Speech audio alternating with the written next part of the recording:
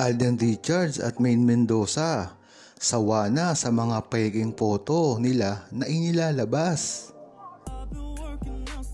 Hanggang ngayon nga ay hindi pa rin tinitigilan si Maine Mendoza at Alden Richards sa paglabas ng kanilang mga peke at dinoktor na photo. Matunog kasi dito ang ginawa na photo ni Maine Mendoza na umano'y dinoktor naman. Ayon kay Angel, ayan na naman, nag-strike na naman ang mga bashers at mga armin at gumawa na naman ng mga peking photo.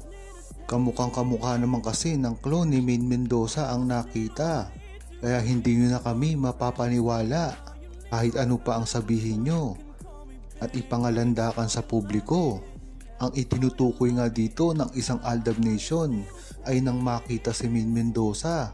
Umano'y likod lamang ito ang nakuwanan na talaga namang bumulaga ngayon sa internet at gununo rin kay Alden Richards dahil hindi malinaw kasi kung sinundan niya nga ba si Maine Mendoza at nakakita dito. Dahil nga naman kabi-kabila ang mga promotion ngayon ni Alden Richards ay hindi malinaw ito. Nang ibang bansa ba si Alden Richards o nandito lamang sa Pilipinas? Hindi na rin kasi bago sa buong Aldab Nation. Minsan ay inilalabas ng publiko ay ang mga hindi latest na kuha ni Alden Richards at merong delay dito.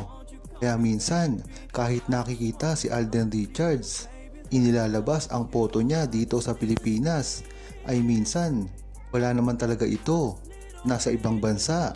Kaya talagang napakarami namang alam ng buong Aldab Nation dahil hindi lang ito nangyayari ngayon at dati na ito at isa ito sa parte ng papagbabagsak kay Maine Mendoza at Alden Richards.